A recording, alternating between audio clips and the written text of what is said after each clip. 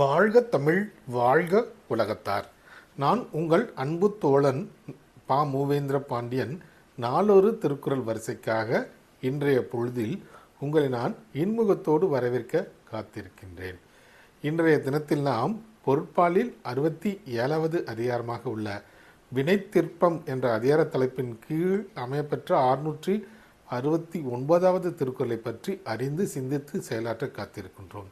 வினைத்திற்பம் என்பதற்கு செய்யும் செயலை உறுதியுடன் செய்து முடித்தல் என்ற பொருளில் இந்த அதிகாரத்தின் தலைப்பு அமையப்பட்டுள்ளது. இப்பொழுது நாம் 669வது திருக்குறளுக்கு செல்வோம். துன்பம் உறவரினும் செய்க துணிவாற்றி இன்பம் பயக்கும் வினை.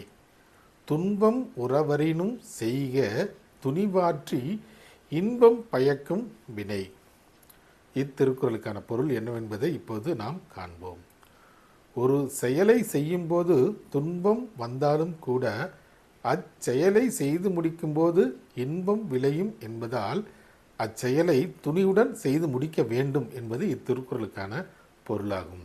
மீண்டும் பொருள்: ஒரு செயலை செய்யும்போது துன்பம் வந்தாலும் கூட அச்செயலின் இறுதியில் இன்பம் விளையும் என்பதால் அந்த செயலை நாம் துணிவோடு செய்து முடிக்க வேண்டும் என்பது இத்திருக்குறளுக்கான முழு பொருளாகும்.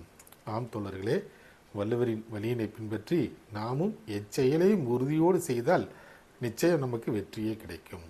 நன்றி, வணக்கம், ஜெய்ஹிந்த்.